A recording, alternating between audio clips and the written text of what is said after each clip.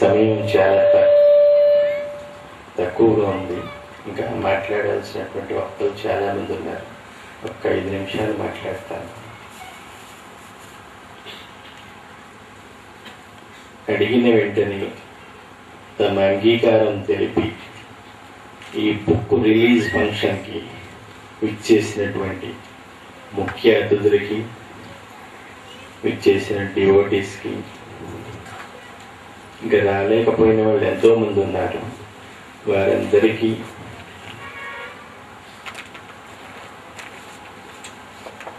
ఈ నేచర్, ప్రకృతి, అలాగే 5 ఎలిమెంట్స్, పంచభూతాలకి, అంటే ఈ భూమి మీద మనం నివసించేటువంటి వీటన్నిటిని సాక్షిగా, అలాగే విశ్వానికి సంబంధించి యూనివర్స్ అండ్ సోలార్ మ్యాటర్, గ్రహాలు, ఇతర ఉపగ్రహాలు, అలాగే మూలం, డివైన్ న్యూక్లియస్, మదర్ న్యూక్లియస్, వీటన్నిటికీ తనే అయి తనకు తానే అన్నిటికీ తనే అయినటువంటి స్ఫూర్తి, సూక్ష్మ రూపంలో మీ ముందున్నటువంటి ఈ స్ఫూర్తి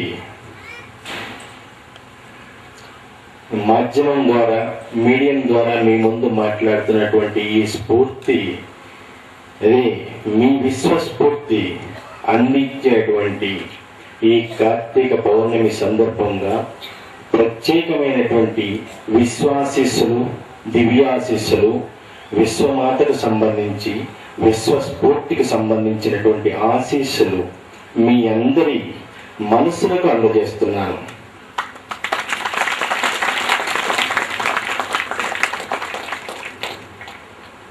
ఎందుకంటే birth and death both are common, ఏ జీవికైనా సరే. ఈ బర్త్కి డెత్కి మధ్యలో ఉండేది లైఫ్, జీవితం. ఆ జీవితానికి మనసే ప్రధానం కాబట్టి నేను మీ మనసులకే అందజేస్తున్నాను నా ఆశీస్సులు. వచ్చిన రాకపోయిన వారందరికీ, ఇక్కడే కాదు ఏ స్టేట్లో ఉన్నా, ఏ దేశంలో ఉన్నా వారందరికీ నేను ఈరోజు ప్రత్యేకంగా నా విశ్వాసీస్సులు అందజేస్తున్నాను. ఎందుకంటే ఇంతకుముందు గురు పౌర్ణమి జరుపుకున్నాము, మేడే జరుపుకుంటున్నాము, అలాగే సంవత్సరాలు ఇట్లా ఎన్నో ఫంక్షన్స్ జరుపుకున్నాం. ఇప్పటి వరకు ఈ కార్తీక పౌర్ణమి అనేది జరుగుతుంది ఇదే మొట్టమొదటిసారి.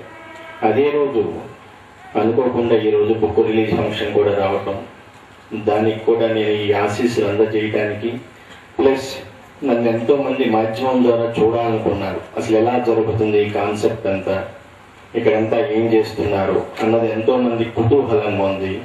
అందుకని వారందరికీ ఒకసారి కనిపిద్దాం, తెలియచేద్దాం మాధ్యమం విధానం అనేది, మీడియం ద్వారా ఎలా జరుగుతుంది, ఇవన్నీ ఎలా చేస్తున్నానన్నది తెలియజేసి ఆశీస్సులు అందజేసి ఈ బుక్ రిలీజ్ ఫంక్షన్ చూసి వెళ్దామని మీ ముందుకు రావడం జరిగింది. అలాగే ఇకపోతే ధ్యాన ప్రస్థానం. ఈ ధ్యాన ప్రస్థానం ఎన్నో దాదాపు సుమారు 14 సంవత్సరాల నుంచి మనం చేస్తున్నాం ఈ మీడియా విధానం అనేది. ఈ ధ్యాన ప్రస్థానం నేటి నుంచి మనోప్రస్థానం స్థాయి దాటి దివ్య ప్రస్థానం స్థాయికి చేరుకుంది.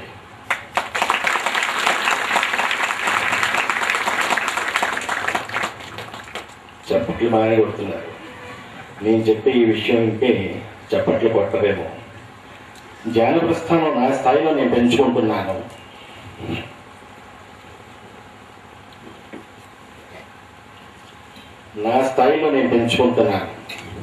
మరి ఇన్ని సంవత్సరాల నుంచి ఎంతోమంది ఎన్నో అవసరాల నిమిత్తం ప్రత్యక్షంగా నన్ను కలిసిన వాళ్ళు ఉన్నారు, పరోక్షంగా ఇట్లా మీడియా విధానం దగ్గరికి వచ్చి ఇంకా ఎన్నో సంవత్సరాలు, సుమారు ఒక 40 సంవత్సరాల నుంచి ఉన్నటువంటి పరిచయం ఉన్నటువంటి భక్తులు కూడా నాకు ఉన్నారు. శిష్యగణం. భక్తులు అంటే మరి అది వేరే మార్గం అవుతుంది. శిష్యులు ఉన్నారు. వారు ఇంకా ధ్యాన ప్రస్థానం స్థాయిలోనే ఓనమాలు దిద్దుతున్నారు. నా స్థాయిని పెంచుకుంటూ వెళుతున్నాను. ధ్యాన ప్రస్థానం, మనోప్రస్థానం, దివ్య ప్రస్థానం. నేటి నుంచి మరి ఈ ధ్యాన ప్రస్థానం స్థాయి దివ్య ప్రస్థానం స్థాయికి ఎదిగిపోయింది.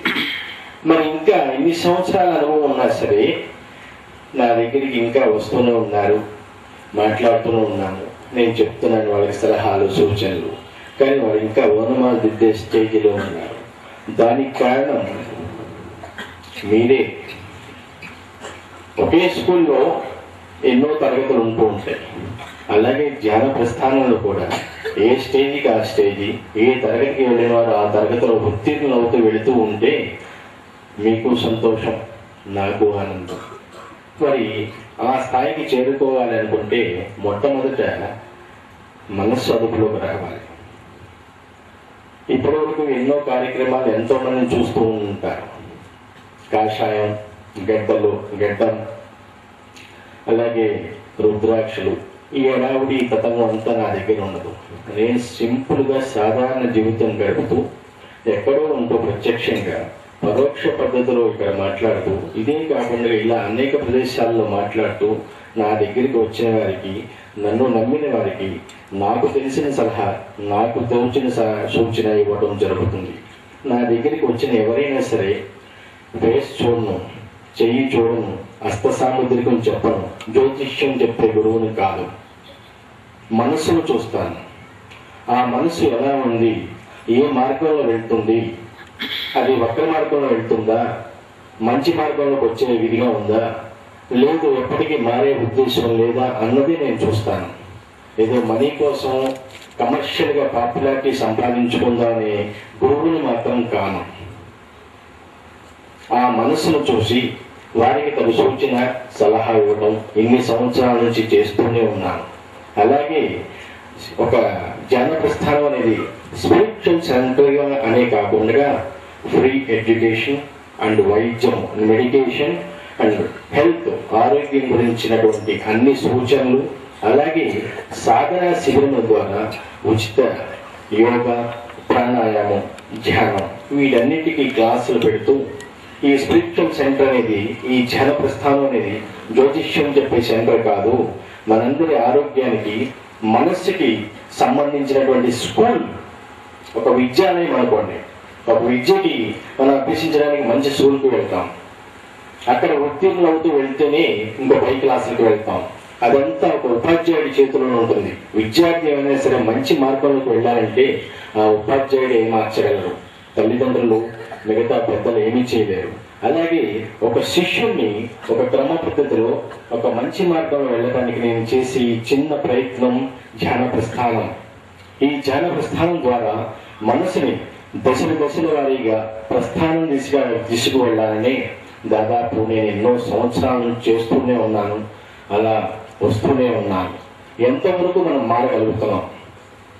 ఉదాహరణకి మనం ఎన్నో చూస్తూ ఉంటాం, ఎన్నో రకరకాల పబ్లిసిటీస్, ఎన్నో రకరకాల ఛానల్స్ చూస్తూ ఉంటాం. అది కొంతకాలం క్రితం పూర్వకాలంలో అయితే కొంతవరకు టెక్నాలజీ డెవలప్ కాలేదు కాబట్టి ఆ రేడియోతోనో వీటితోనో సరిపెట్టుకునేవాడు. కానీ ఈనాడు టెక్నాలజీ డెవలప్మెంట్ అవుతున్న కొద్దీ యువత చెడు మార్గం పడుతుంది. కారణం అనేక రకాలైనటువంటి వ్యవహారాలు, రకరకాలైనటువంటి ప్రోగ్రామ్స్, పరిసరాలు, పరిస్థితులు, ఇంకా రకరకాలైనటువంటి ఈ టెక్నాలజీ పెరుగుతున్న కొద్దీ మనిషి చెడు మార్గంలోకి వెళ్తున్నాడా, మంచి మార్గంలోకి వస్తున్నాడా అని ఆలోచిస్తే చెడు మార్గమే 80% కనిపిస్తుంది. ఒక పక్కన టెక్నాలజీ డెవలప్ అవుతున్న కొద్దీ ఒక పక్కన సంతోషించాలి. ఎందుకంటే మానవ మేధస్సు భూమి నుండి అంతరిక్షం వరకు వెళ్తుంది.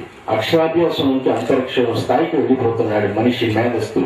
ఆ మేధస్సుతో పాటు అంటే పురోగతి ఉన్న అధోగతి కూడా అలానే ఉంటుంది. దానికి కారణం ఈ పరిసరాలు, పరిస్థితులు, వీటన్నిటి దుష్ప్రభావం మనసు మీద పడుతుంది. ఆ మనసు ఎప్పుడైతే అదుపు తప్పుతుందో యువత పెడమార్గం పడుతుంది. ఎప్పుడైతే అటువంటి విధానాలు వీటికి స్వస్తి పలకాలనుకుంటే ముందు మీ గురించి మీరు తెలుసుకోండి. ఎవరో వచ్చి ఉద్ధరించేది ఏదీ లేదు. మన మనసు మన అదుపులోకి రావాలి. ముందు మీరెవరో తెలుసుకోండి.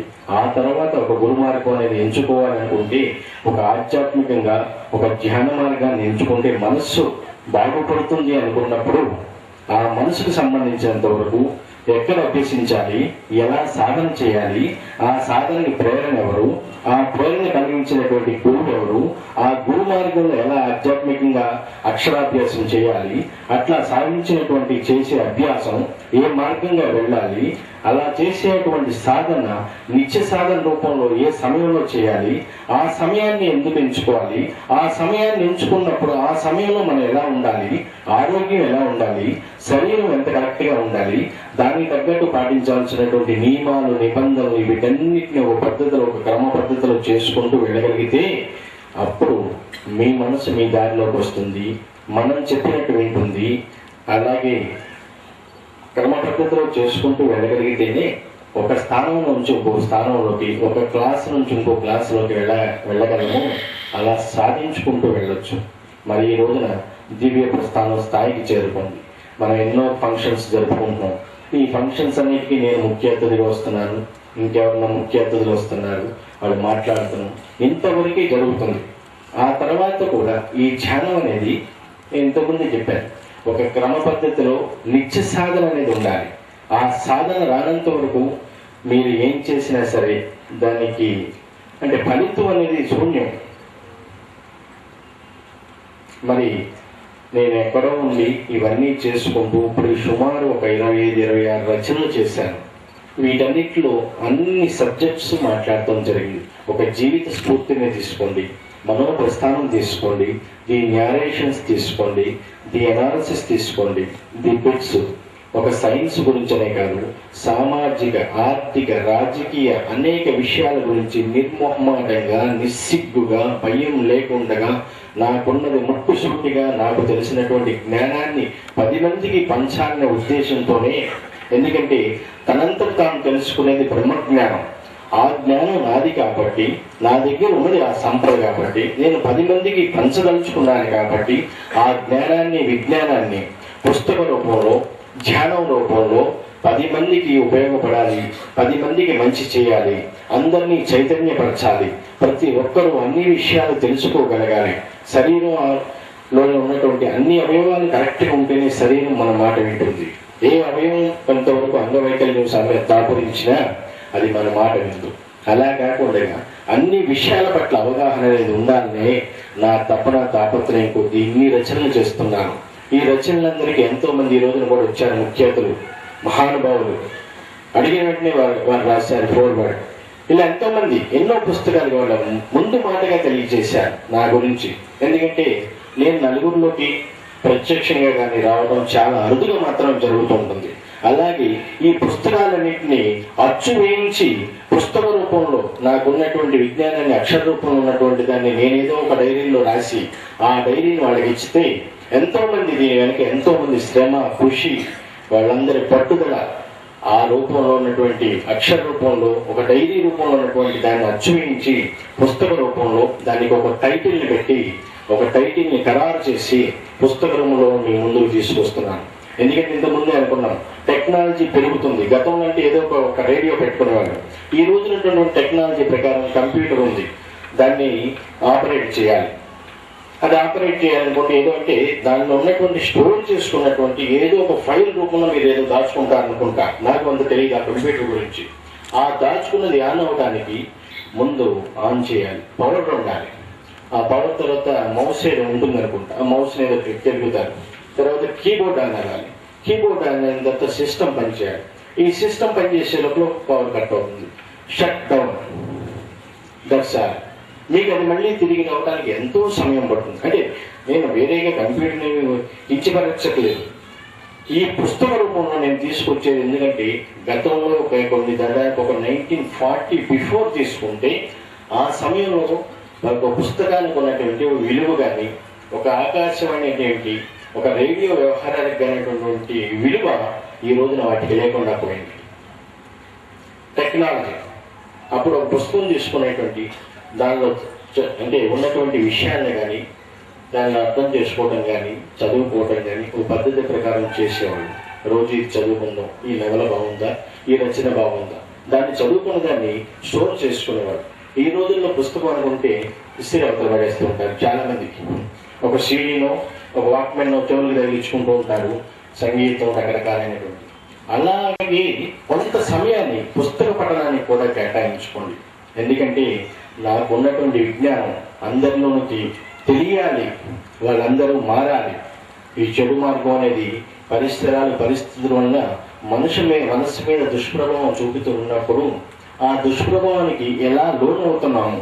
18వ సంవత్సరానికి ఎన్ని తప్పుడు పనులు చేస్తున్నారు ఎంతో మంది.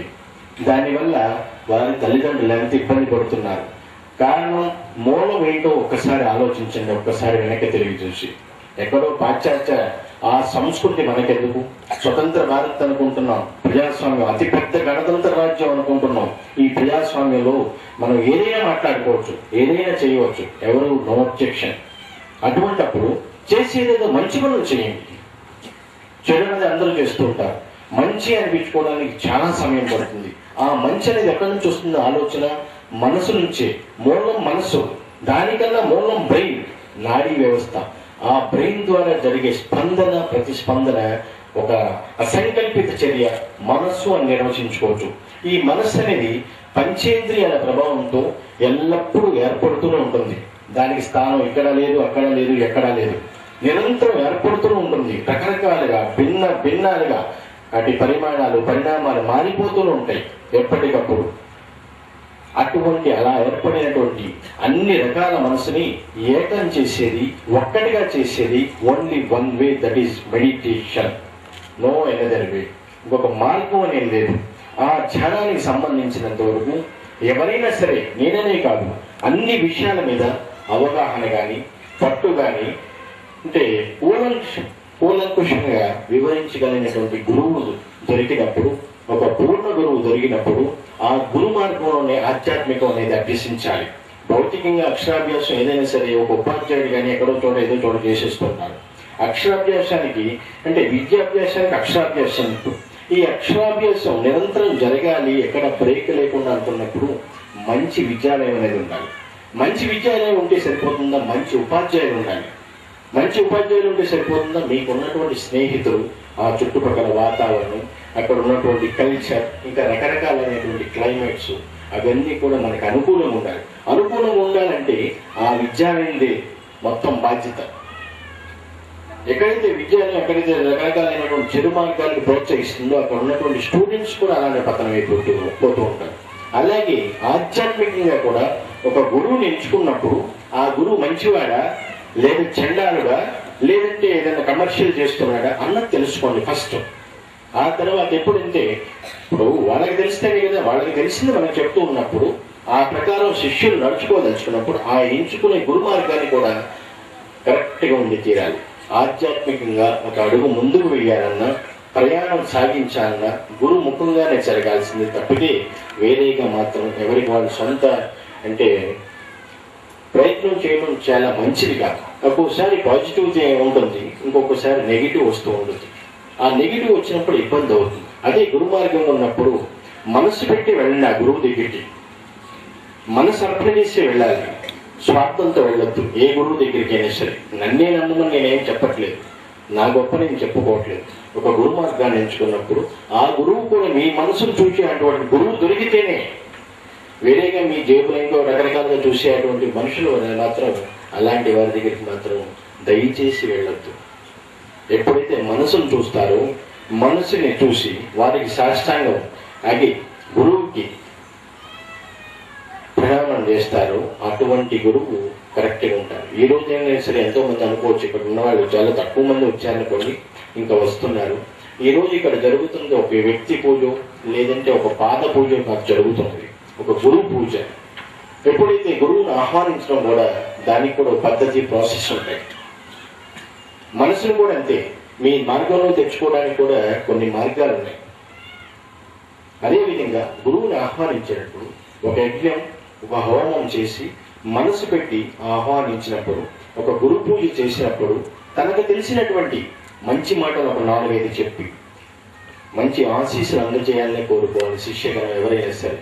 అంతే తప్పితే వేరేగా కానుకలు స్వీకరించడం కానీ ఇవ్వటం కానీ ఇటువంటి వాటికి మాత్రం ఎక్కువ అత్యుత్సాహం చూపకూడదు.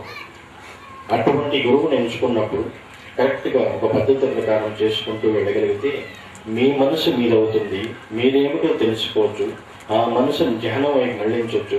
అలా మళ్లించినటువంటి మనసుని కంటిన్యూ అంటే ప్రాక్టీస్ కూడా నిత్య సాధన రూపంలో అలా చేసుకుంటూ వెళ్ళగలిగితే ఏదైనా సరే సాధించుకోవచ్చు. మరి ఈ ధ్యాన ప్రస్థానంలో సాధనా శిబిరంలో పెడుతున్నాం. ఎప్పుడైతే సాధనా శిబిరం దాకా మనం ఉచితంగా అవన్నీ తీస్తున్నామో వారు కూడా వచ్చినటువంటి వారు అది మేము నేర్చుకుంటాం, మేము అభ్యసిస్తాం ఈ ఆసన ప్రాణాయామ ధ్యాన విధానాన్ని, ఆ తర్వాత గురు మార్గంలోకి వెళ్తాం అనుకున్నప్పుడు అక్కడికి వచ్చినటువంటి సాధనా శిబిరంకి వచ్చినటువంటి వాళ్ళు ఒక పద్ధతి ప్రకారం ఎలా పాటించాలి, ఎలాంటి డైట్ తీసుకోవాలి, ఎన్ని గంటలకు లేవాలి, ఎలా ధ్యానాన్ని అభ్యసించాలి, ఆ అభ్యసించినటువంటి ధ్యానాన్ని మనం ఏ మార్గంలో ప్రతిరోజు ఒక టైం ప్రకారం పంక్చువాలిటీగా తీసుకొని వెళ్ళగలిగితే సాధించాలే కానీ సాధన చెయ్యాలి కానీ సాధ్యం కానిది ఏదీ లేదు మానవులకి. అటువంటి మార్గాన్ని నేను చూపిస్తానని చెప్తూ ధ్యానంలో అలాగే ఈరోజు ఈ బుక్ ఫంక్షన్కి మరి వచ్చేసినటువంటి ముఖ్య అతిథులకి మళ్ళీ ఎంతోమంది ఉన్నారు ఇంకా మాట్లాడాల్సిన వాళ్ళు, వారందరికీ కూడా మరొకసారి నా ఆశీస్సులు, దివ్య ఆశీస్సులు, విశ్వాశీస్సులు, విశ్వమాత ఆశీస్సులు అందజేస్తూ రాబోయే కాలంలో కూడా ఇంకొన్ని రచనలు నేను ఇంకా చేస్తానని చెప్తూ ఇంకా సమయం ఉన్నప్పుడు ప్రత్యక్షంగా ఎప్పుడైనా మిమ్మల్ని కలుసుకోవడానికి మరొకసారి ట్రై చేస్తాను. రావడానికి వీలైనంత వరకు నేను రాసినటువంటి పుస్తకాలు అన్ని సబ్జెక్టుల గురించి మాట్లాడటం జరిగింది. అవి ఎవరైనా సరే వీలున్నప్పుడు కానీ మరి మీకు సమయం దొరికినప్పుడు కొంతవరకు ఆ పుస్తక పఠనాన్ని కేటాయించుకోగలిగితే నా విజ్ఞానం మీ విజ్ఞానం అవుతుంది. ఎందుకంటే ఒక గురువు అనేది అజ్ఞానం అనే చీకటిని తొలగించాలి, జ్ఞానాన్ని అనేటువంటి వెలుగు నింపాలి. అటువంటి వాడే ఆ గురువుకి అర్హుడు.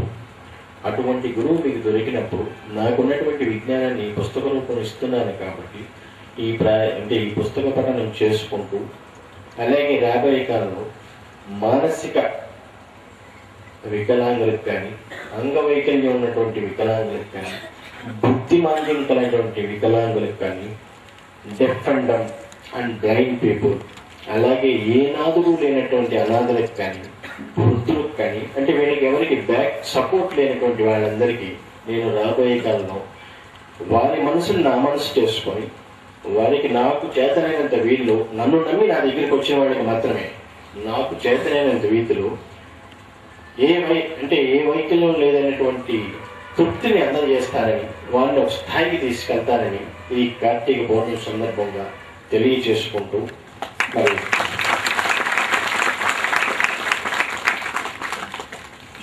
సెలవు తీసుకుంటున్నాం. మిగతా ఎవరు ముఖ్య అతిథులు వచ్చారు, బుక్ ఫంక్షన్ జరుగుతుంది, ఏదో కాలక్షేపం దాని టైటిల్ పేరు. నేను ఏదో కాలక్షేపం టైటిల్ పెట్టాను కానీ మీరు కూడా అదే విధంగా ఏదో కాలక్షేపం కోసం చదవద్దు, ఒక టైం పాస్ కోసం చదవద్దు. ఏ బుక్ చదివినా సరే దానిలో ఉన్నటువంటి ఆ జ్ఞానాన్ని ఆ విజ్ఞానం మాకు కావాలి, మేము పొందుతాం, మేము పొందింది మేము సాధించింది సంపాదించింది 10 మందికి చెప్తాం. అలా ఆ 10 మంది అలా తీసుకోవచ్చు. అలా అనుకుని ఆ రీతిలోనే మనసు పెట్టి చదవండి, మనసు పెట్టి ఆలోచించండి. ఏ పని చేసినా సరే ఒక చెడు పని చేస్తున్నప్పుడు నేను ఇచ్చేటువంటి ఒక సలహా ఒక్కసారి ఆలోచించేయండి, ఇది మంచా చెడా, దీనివల్ల మనకు ఎంతవరకు చెడు జరుగుతుంది, మంచి ఎంతవరకు జరుగుతుంది. చెడు ఎక్కువ జరుగుతుంది, కొంతవరకు నిగ్రహాన్ని పాటించండి. మనసుకి ఉండాలి, ఎందుకంటే ఇంద్రియ ప్రేరిత మనస్సు ఈ మనస్సు అనేది పంచేంద్రియాల ప్రభావంతో జ్ఞానేంద్రియాల ప్రభావంతో ఏర్పడేటువంటి మనసు నిత్యం ఏర్పడుతూ ఉంటుంది. మనసు అది ఇంద్రియ ప్రేరిత మనసు కాబట్టి ఆ నిగ్రహం కొంతవరకు పాటించి ఒక్కసారి ఆలోచన చేయండి. థింక్ పాజిటివ్, ఆలోచన చేసి అప్పుడు అడుగు ముందుకు వేయండి. కొంతవల్ల దానివల్ల ఒకసారి తప్పు జరిగినా రెండోసారి మూడోసారి నాలుగోసారి కల్లా మీరు మంచి మార్గంలోకి వచ్చేస్తారు. డెఫినెట్గా ఈ స్ఫూర్తి ఆశీస్సులు ఉండగా రెండోసారి తప్పనే చేయడానికి చాలా మంది ఈ రోజు జరగకపోయినా రెండోసారి మూడోసారికైనా సరే మనసు అదుపులోకి వస్తుంది. ఇది సత్యం. ఎందుకంటే అలా ప్రాక్టీస్ చేస్తున్న కొద్దీ చెడున్నది తగ్గుతూ మంచి దాని వైపు అడుగులు వేస్తూ ఉంటారు. అలా ఎప్పుడైతే మారుతుందో మీరు ఇంకొక 10 మందిని మార్చవచ్చు.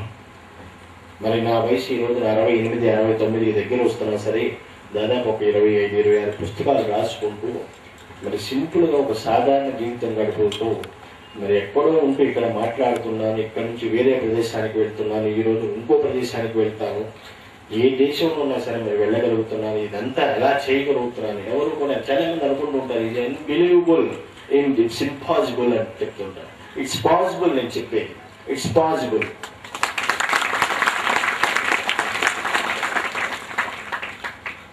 పూర్వకాలం ఉండేది ఆ మరకాయ ప్రవేశం. మరి నేడు నేను చేస్తుంది ఈ విధానం, మరి ఈ రెడరెన్స్ విధానం, ఇదంతా కొంతవరకు మీకు సమయం ఎప్పుడన్నా నాకు దొరికినప్పుడు, మీకు నాకు ముఖాముఖి ఎప్పుడైనా ప్రత్యక్షంగా సంభాషణ వచ్చినప్పుడు ఆ సమయం దా ప్రకారం నేను అన్నీ తెలియచేస్తాను.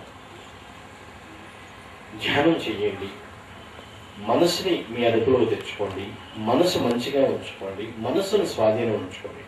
మానసిక ప్రశాంతత చాలా వరకు అనుకుంటారు, చాలా మటుకు అందరూ. అందుకే మెడిటేషన్ అనేది చెప్తూ ఉంటారు. మానసిక ప్రశాంతత కొంతవరకే, మీకు ఈ రోజు వరకే, మరలా రేపు మళ్ళీ మామూలు మామూలు ఆలోచన నిరంతరం పుడుతూ ఉంటుంది. ఎప్పుడైతే చెడు లేదంటే ఏదైనా నెగిటివ్ కొడుతుందో మళ్ళీ అలా వెళ్ళిపోతుంటారు. అప్పుడు మానసిక ప్రశాంతత అనే దానికి దూరం అయిపోతుంటారు. అలా కాదు, మనసుని ప్రస్థానం తీసుకొని సాగిపోతూ ఉండాలి. మానసిక ప్రశాంతత అనేది అది వేరే విధానం. ఆ మెడిటేషన్ అనేది, ఈ మెడిటేషన్, ఈ ధ్యానం అనేది ఈ విధానం ద్వారా అలా చేసుకుంటూ వెళ్ళగలిగితే, అంతరాత్మ ఇవన్నీ నేను గతంలో కూడా చెప్పాను, ఆ స్థాయికి వెళ్ళగలిగితే చాలు. మొట్టమొదటి స్టేజ్ వరకు వెళ్ళగలిగితే, ఇప్పటికే మనోప్రస్థానం దాటిపోయింది, దివ్య ప్రస్థానం దాటిపోయింది. ఎంతవరకు వచ్చినా సరే దీంట్లో కూడా ఉంటాయి, 3-4 క్లాసులు ఉంటాయి. ఇదే జ్ఞాన ప్రస్థానం. ఫస్ట్ క్లాస్ పాస్ అయిన వాడికి జ్ఞాన ప్రస్థానం ఉంటుంది, ఫస్ట్ క్లాస్ పాస్ అయ్యి సెకండ్ వెళ్ళిన వాళ్ళకి మనోప్రస్థానం ఉంటుంది, అలాగే సెకండ్ నుంచి థర్డ్, ఫోర్త్, ఫిఫ్త్ దివ్య ప్రస్థానం, విశ్వ ప్రస్థానం.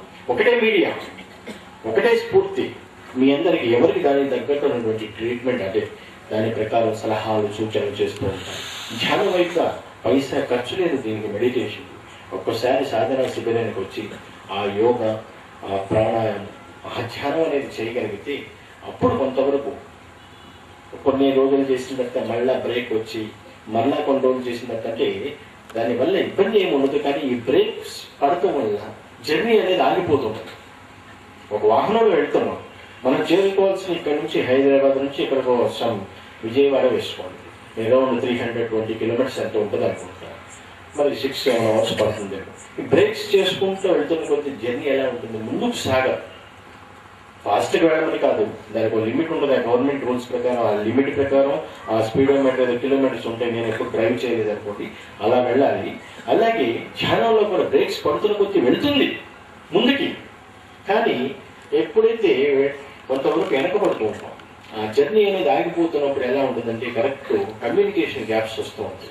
మీకు నాకు ఒక ఛానల్ ఏర్పడుతున్నప్పుడు బ్రేక్ పెడుతున్నారు అనుకోండి, లేదా నెగిటివ్ ఫీలింగ్ ఉంది, లేదా ఇంకెక్సెట్రా ఎక్సెట్రా ఎక్సెట్రా ఇంకేదైనా ఉండొచ్చు, సమ్ XYZ. అలాంటప్పుడు మీకు నాకు ఏర్పడేటువంటి ఛానల్ కానీ ఏదైనా సరే ఒక లింక్ అనేది కట్ అవుతూ ఉంటుంది. ఆ కమ్యూనికేషన్ గ్యాప్స్ వచ్చినప్పుడు ఎలా ఉంటుందంటే, ఇంకా మనం ఇక్కడే ABCD దిద్దుతున్నామా, ఇక్కడే దిద్దుతున్నామా అనుకుంటారు. అలా కంటిన్యూ ప్రతిరోజు సమయాన్ని ఎంచుకోండి, ఒక పంక్చువాలిటీని పెట్టుకోండి. ఇక్కడ అభ్యసించిన దాన్ని సాధనలో పోదు, ఎక్కడైనా సరే మీ ఇంట్లోనో లేదంటే ఇంకెక్కడైనా ప్లేస్లోనో ఒక 4-5 కలిసి కూర్చొనైనా సరే ఎవ్రీడే ఎర్లీ మార్నింగ్ అది ఎటువంటి సౌండ్ పొల్యూషన్ ఉండదు, ఆక్సిజన్ కూడా మంచిది వస్తుంది, ఎయిర్ పొల్యూషన్ ఉండదు. మరి ఇటువంటి మంచి అవకాశం వచ్చినప్పుడు చక్కగా ప్రతిరోజు ఉదయాన్ని ఎంచుకొని 5 to 5:30 4:30 to 5:30 అలా చేసుకుంటూ, ఆ మూలమంత్రం చేసుకుంటూ, ప్రాణాయామాన్ని కరెక్ట్గా చేసుకుంటూ, నేను చెప్పినటువంటి 2 విధానాలు ఉంటాయి. అది మీరు ఎంతవరకు చేయగలరు, ఎంతవరకు ఉచ్ఛ్వాస నిశ్వాసం అనేది బంధించి ఇన్హేల్ అండ్ ఎక్స్హేల్ చేయగలరు, అది చేస్తున్నప్పుడు ఇంకేదైనా మీరు చేయదలుచుకుంటే అవి కూడా చాలా ఒక పద్ధతి ప్రకారం నేర్చుకుని ఎక్కువ కాలం ఎక్కువ సమయాన్ని బంధించినా మళ్ళీ ఇబ్బంది అవుతుంటుంది. లోపల ఉన్నటువంటి లంగ్స్ మీకు ఎంత వరకు ఆ బెలూన్లో ఎంతవరకు గాలి అయితే నింపుతున్నామో అంతవరకే నింపండి. ఇంకెక్కువ అయిపోతే కొంచెం ఇబ్బంది అవుతూ ఉంటుంది. లంగ్స్ ఎంతవరకు, ఎందుకంటే ఈ లంగ్స్ మంచి ఎక్సర్సైజ్. ఆస్తమా ఉంది, ఈ రోజు వరకు నో మెడికేషన్. కొన్ని రోగాలు ఉన్నాయి, చాలా వరకు వాటికి అసలు వైద్యమే లేదు, మెడిసిన్ లేదు. ఈ ఆస్తమా పేషెంట్స్కి ఈ ఎక్సర్సైజ్ ప్రాణాయామం చాలా మంచి సాధన. అలాగే హిమోగ్లోబిన్ కూడా రకరకాలుగా డెవలప్ అవుతూ ఉంటుంది. కొంతవరకు అదే పనిగా కంటిన్యూ 24 hours మెడిటేషన్ కంటిన్యూగా బ్రీతింగ్ ప్రాక్టీస్ చేయమని కాదు, కొంత సమయం కేటాయించుకోండి. ఎవ్రీడే ప్రతిరోజు ఆ సమయంలో కూర్చోవడం అలవాటు చేయగలిగితే, ఉదయం కాస్త బద్ధకాన్ని వదిలిపెట్టి సోమర్ధనాన్ని పక్కన పెట్టగలిగితే కొంతవరకు విజయం సాధించినట్టే. చాలా వరకు మనం లెగిసి అలా కూర్చుంటే చాలు, సక్సెస్ 50% విజయం మీదైనట్లు. ఒక్కసారి అక్కడి నుంచి లేవటం మొదలు పెట్టాలి. అక్కడి నుంచి లెగిసి ఎప్పుడైతే ఒక ఆసనాన్ని మొదలు పెట్టారో 50% విజయం మీదే. విజయం తగ్గాలి డెఫినెట్లీ. ఎందుకంటే అక్కడి నుంచి లెగిసి కూర్చోవడమే మనకు ఉన్నటువంటి ఆ మనసులు ఉండదు, రానివ్వదు. లెగుస్తారు, అంతా కాన్షియస్గా కొన్ని ఉంటూ ఉంటారు, కానీ అక్కడ పక్క నుంచి దిగడం అనేది చాలా కష్టం. ఎందుకంటే ఎప్పుడైనా చేసుకోవచ్చు అనుకుంటారు, కానీ ఎర్లీ మార్నింగ్ శుభోదయం చేసుకున్నటువంటి మెడిటేషన్ ఏదైనా సరే కాన్సన్ట్రేషన్ చక్కగా కుదురుతుంది. మనసుకి ఏకాగ్రత కుదరనంత వరకు మీరు ఏ వ్యవహారం చేసినా దానివల్ల డిస్టర్బెన్స్ ఉంటుంది. ఎప్పుడైతే పంచేంద్రియాలను బంధించాం, మనం కూర్చున్నాం, మెడిటేషన్ చేస్తున్నాం అనుకుంటాం, అసలు మౌనాన్ని జయించడం ఎలా? అన్నీ మూసుకుంటాం, పంచేంద్రియాన్ని బంధిస్తాం, అన్ని లోపల మనసు మాట్లాడుతూనే ఉంటుంది. మనసు మాట్లాడుతుంటే ఆలోచన అనేది వస్తుందంటే మనసు వర్క్ చేస్తున్నట్టే ఇక్కడ మీకు. అది ఆగాలి, ఆ స్టెప్ దాటాలి. మీరు అన్ని బంధించిన పంచేంద్రియాన్ని, కళ్ళు, ముక్కు, నోరు, చెవులు అన్నింటినీ బంధించినా సరే, ఇటువంటి సౌండ్ పొల్యూషన్ లేకపోయినా, ఎటువంటి పొల్యూషన్ లేకపోయినా సరే, ఎర్లీ మార్నింగ్ కాదు, ఈవినింగ్ కాదు, మిడ్ నైట్, ఎక్కడైనా సరే, ఏ టైం అయినా సరే, మనసును మాట్లాడకుండా ఆపితే చాలు. మనస్సుకు ఉన్నటువంటి ఆలోచన శక్తిని తగ్గించాలి. మనస్సు నిరంతరం ఏం చేస్తుంటుంది? అది నిరంతరం ఏర్పడుతున్నట్లే ఈ మనస్సు ఏర్పడుతున్నప్పుడు నిరంతరం దానిపైన ఆలోచన చేయటమే. ఆ ఆలోచనను అధిగమించాలి, తగ్గించుకోవాలి. మనసు ఆలోచన చేస్తుంటే బుద్ధి అనేది కర్మ చేస్తుంది అనుకున్నాం. ఆలోచన అనేది తగ్గించుకుంటే అనవసరమైనటువంటి ఆలోచన తగ్గించుకుంటూ రావాలి. అది సాధన ద్వారానే, ఒక గురు మార్గం ద్వారానే అది సాధ్యపడుతుంది. తప్పితే మీ అంతటా మీరు అంటే ఎవరికి వాడి ప్రయత్నం చేసినా సరే దానివల్ల రిజల్ట్ జీరో, శూన్యం, గుండు సున్నా. ఒక గురు మార్గంలోకి వెళ్తున్నప్పుడు ఆలోచన అనేది తగ్గించుకుంటూ ఏదో ఒక దాని మీద మనసు లగ్నం చేయగలిగితే ఏకాగ్రత అనేది కుదురుతుంది. ఎప్పుడైతే ఏకాగ్రత అనేది దొరుకుతుందో మనసు మీ అదుపులోకి వస్తుంది. అది అదుపులోకి రానంత వరకు మీరు ఎక్కడ ఏ ధ్యానం చేసినా, నా దగ్గర కాదు, ఎక్కడ చేసినా సరే కొంతవరకు అది ప్రశాంతత, కొంతవరకు అది ముక్కు అంటే అదుపులోకి వస్తుంది. ఆ ముక్కు దాడి అనేది మీ చేతిలోకి రాదు, అలా ఉంటుంది. మరలా రేపొద్దున శరామావులా తెంచుకొని వెళ్ళిపోతూ ఉంటుంది. దాని పని చేసుకుంటూ ఉన్నాడు, దాన్ని అదుపులోకి తెచ్చుకోవాలి. అన్నప్పుడు ఈ మెడిటేషన్ అనేటువంటిది ఒక దివ్య ఔషధాన్ని, ఒక టానిక్ని ఈ మైండ్కి కానీ మనం అందించగలిగితే ఆ మనస్సు, ఆ ఇంద్రియకి ప్రేరిత మనస్సు మన స్థానానికి వచ్చి అదే జాగ్రత్త స్థానం ద్వారా అలా అంతరాత్మగా మారుతుంది అనేది జరుగుతుంది. సరే, ఇంకా చాలా మంది ఉన్నారు. ఇప్పుడు బుక్ ఫంక్షన్ ఉంటుంది, అలాగే ముఖ్య అతిథులు కూడా వారికి తోచినటువంటి సందేహాన్ని ఇవ్వవలసిందిగా నేను కోరుచున్నాను. ఇక్కడికి వచ్చినందుకు మరొకసారి మీ అందరికీ కూడా నా ఆశీస్సులు అందజేస్తూ వారికి మైక్ అందజేస్తున్నాను.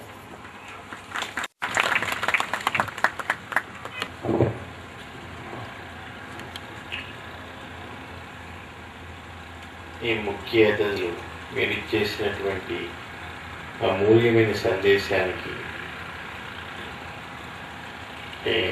నాకు ధన్యవాదాలు, కృతజ్ఞతలు అని చెప్పలేను, ఆశీస్సులనే అంటారు. మరి వెంకటేశ్వరరావు గారు అన్నట్లు మహాశక్తి తీసుకొచ్చింది అని చెప్తున్నారు. ఇంతకు ముందు గతంలో కానీ ఎప్పుడైనా అనుభూతి కలిగిందా? ఒక్కసారి ఆలోచన చేయండి. ప్రప్రదంగా నా పుస్తకానికి ముందు మాట రాశారు. ఫస్ట్ టైం ఈ స్పిరిచువల్ సెంటర్కి వచ్చారు ధ్యాన ప్రస్థానానికి. మీ అనుభవాన్ని కూడా రాబోయే కాలంలో తెలియచేయవచ్చు.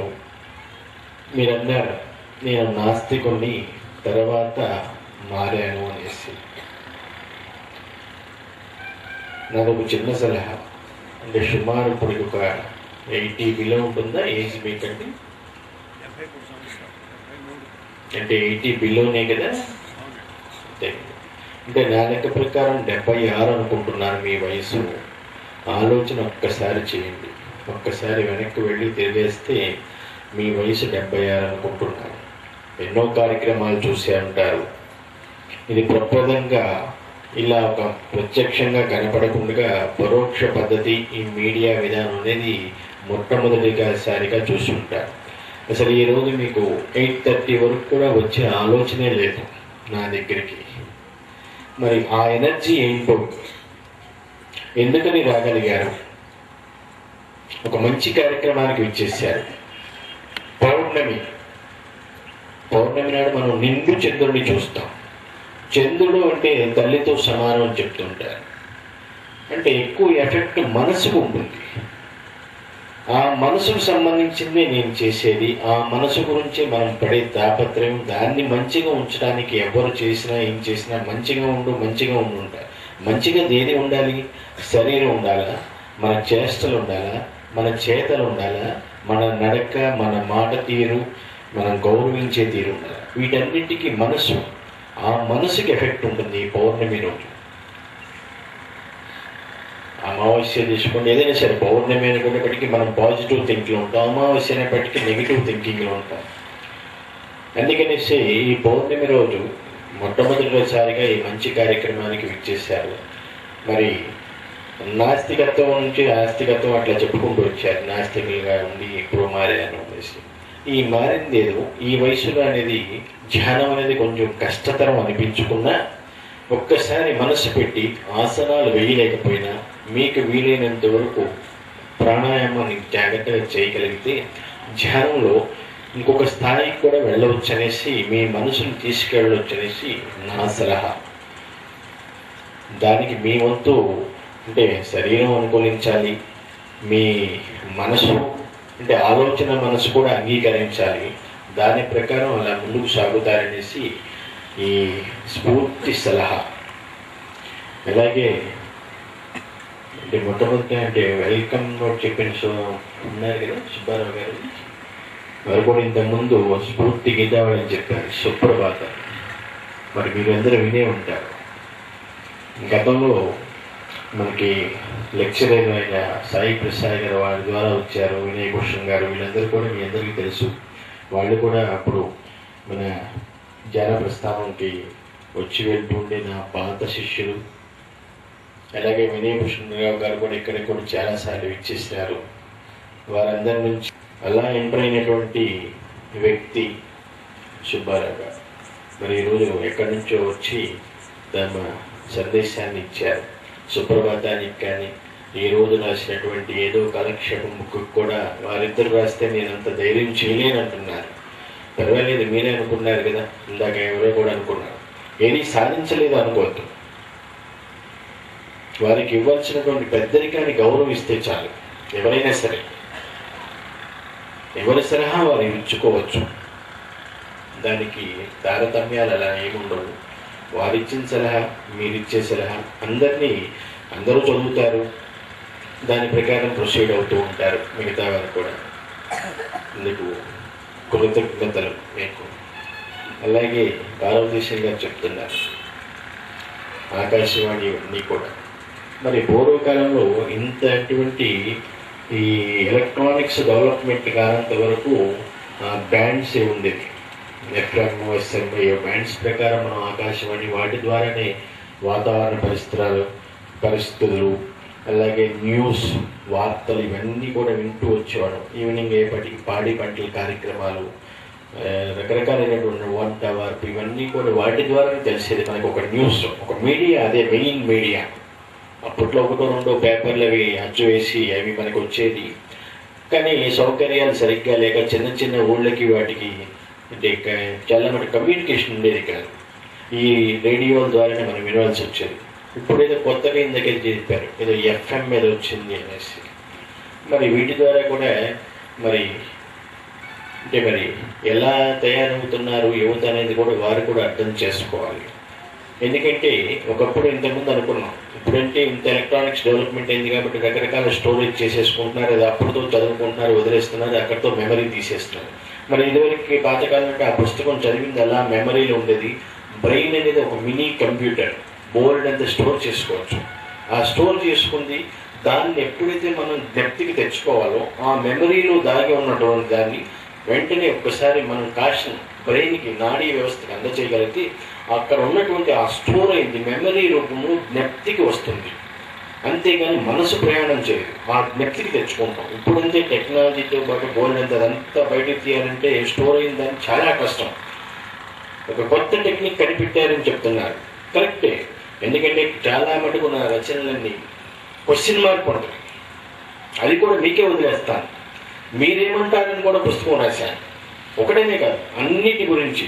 కానీ ఈ ఏదో కాలక్షేపం అనేది అంటే మన ముఖ్య అతిథులు అందరూ అన్నట్లుగానే మీ అందరికీ ప్రతి ఒక్కరూ, ప్రతి కుటుంబంలో ప్రతి మనిషి, ఒక ఆడే కానివ్వండి మగే కానివ్వండి, ప్రతి ఒక్కరూ నిత్యం మీరు చేసే వాటి గురించి రాశాను. నా ఈ కొన్ని పుస్తకాలు జీవిత స్ఫూర్తి ఒక పేజీ తీశారు, అది మీ గురించి అనుకుంటుంది, ఎవరికి వాడు ఇది మన గురించే రాశారా అనిపిస్తుంది.